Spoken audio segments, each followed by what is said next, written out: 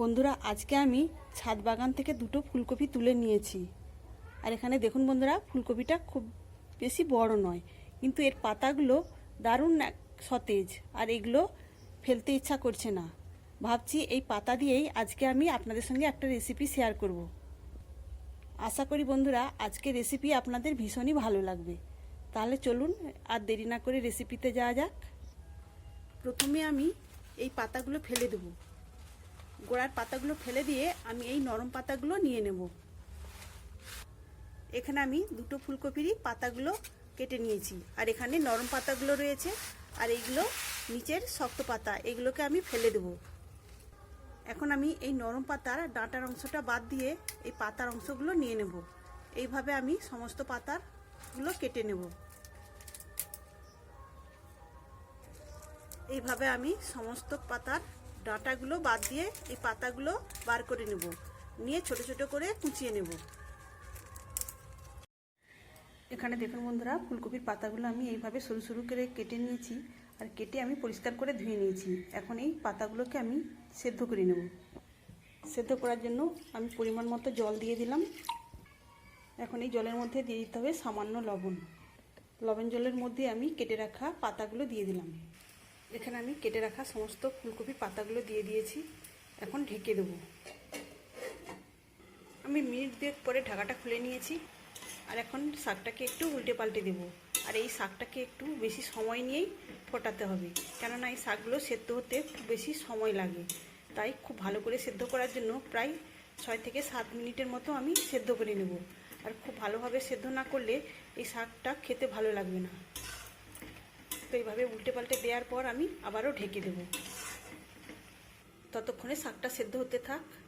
সেই ফাঁকে আমি এখানে একটা ছোট সাইজের আলুকে এইভাবে ছোট টুকরো টুকরো করে কেটে নিয়েছি, আর এখানে একটা ছোট সাইজের পেঁয়াজকেও আমি কুচিয়ে নিয়েছি, আর নিয়েছি দুটো কাঁচা পাকা লঙ্কা। লঙ্কাটাকে আমি একটু বড় বড় করে কেটে নিয়েছি, আর নিয়েছি 4-5 কোয়ার মতো রসুন। রসুনটাকে আমি ছোট গ্রেটারে গ্রেট করে নিয়েছি। আর এখানে একটা বড় সাইজের টমেটো, সেটাকে আমি অর্ধেকটা নিয়ে ছোট টুকরো করে কেটে নিয়েছি।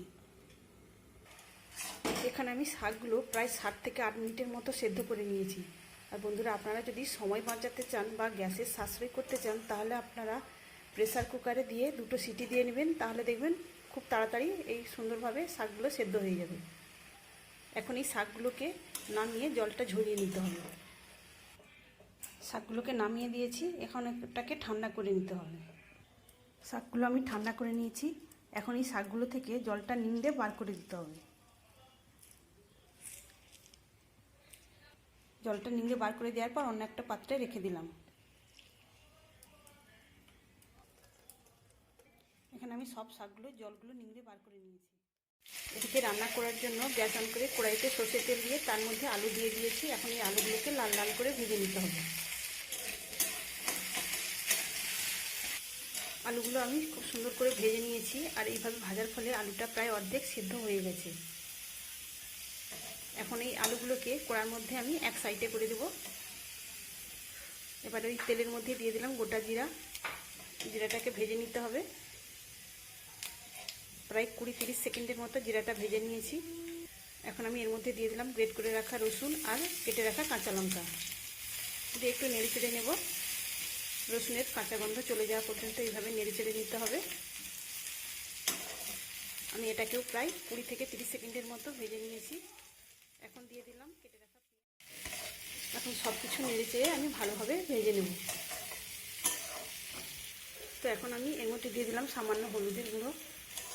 হলুদের গুঁড়ো দেওয়ার পর আমি আবারও ভালোভাবে মিশিয়ে নেব। আর এখন দিয়ে দিলাম সামান্য লবণ। লবণটা বুঝে শুনে দিতে হবে, কেননা শাকটা সেদ্ধ করার সময় সামান্য লবণ দেওয়া ছিল। তাই আমি পরিমাণ মতো এখন লবণটা দিয়ে আবারও ভালোভাবে নেড়ে চেড়ে নিলাম। এখন আমি এর মধ্যে দিয়ে দিলাম ভেজে রাখা কিছু চিংড়ি মাছ।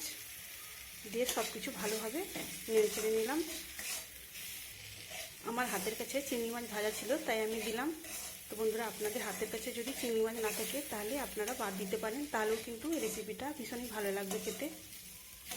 সব কিছু ভালো করে ভেজে নেওয়ার পর এখন আমি এর মধ্যে দিয়ে দেবো কেটে রাখা সেই ফুলকপির পাতাগুলো আমি জল ঝরিয়ে নিয়েছিলাম, আর একদম নিংড়ে জলটা বার করে দিয়েছিলাম। এগুলোই এখন আমি ওর মধ্যে দিয়ে দেবো। এখন সব কিছু আবার আমি নেড়ে চেড়ে ভালোভাবে ভেজে নেব। তো শাকটা দিয়ে নেড়ে চেড়ে নেওয়ার পর আমি আবারও 2 মিনিটের জন্য ঢেকে দেবো, কেননা আলুটা অর্ধেক সেদ্ধ হয়েছিল, তাই সম্পূর্ণ সেদ্ধ হওয়ার জন্য আবারও 2-3 মিনিটের জন্য ঢেকে দেবো। আজকে যদি কোনো নতুন বন্ধু এসে থাকেন অবশ্যই একটা লাইক দিয়ে আমার চ্যানেলটিকে সাবস্ক্রাইব করে আমার পাশে থাকবেন। আর যেসব পুরনো বন্ধুরা আমার রেগুলার ভিডিও দেখেন তাদেরকে জানাই অসংখ্য ধন্যবাদ। এখানে 2 মিনিট পরে আমি ঢাকাটা খুলে নিয়েছি, আর এখন আলুটাও খুব সুন্দরভাবে সেদ্ধ হয়ে গেছে। তো এখানে আমার রান্নাটা প্রায় হয়ে এসেছে। সবশেষে আমি দিয়ে দিলাম সামান্য চিনি, আর এখানে দিয়ে দিচ্ছি আমার তৈরি করে রাখা গুঁড়ো মশলা। এই মশলাটা আমি যে কোনো রান্নাতে দিয়ে থাকি, আর এই গুঁড়ো মশলাটা যে কোনো রান্নাতে দিলে সে রান্নার টেস্ট অনেক গুণ বেড়ে যায়। তো আমি চিনি আর গুঁড়ো মশলাটা দিয়ে নেড়ে চেড়ে ভালোভাবে মিশিয়ে নিলাম। তো এখানে আমার তৈরি হয়ে গেল ফুলকপির পাতা দিয়ে অপূর্ব স্বাদের রেসিপি। এটা ভাতের সঙ্গে খেতে দুর্দান্ত লাগে। তাই বলছি বন্ধুরা, আর ফুলকপির পাতা ফেলে দেবেন না, এইভাবে একটা অপূর্ব স্বাদের রেসিপি বানিয়ে নিতে পারেন। আর এরকম একটা রেসিপি গরম ভাতের সঙ্গে খেতে সবারই ভীষণ ভালো লাগবে। তাহলে বন্ধুরা, আজকের রেসিপি আপনাদের কেমন লাগলো অবশ্যই কমেন্ট করে জানাবেন। আমি এই রান্নাতে আমার তৈরি করে রাখা গুঁড়ো মশলা দিয়েছি, আপনারা আপনাদের মনের মতো করে যে কোনো মশলাই দিয়ে এই রেসিপিটা বানাতে পারেন। তাহলে বন্ধুরা, আজকের মতো আসি। সবাই ভালো থাকবেন, সুস্থ থাকবেন, ধন্যবাদ।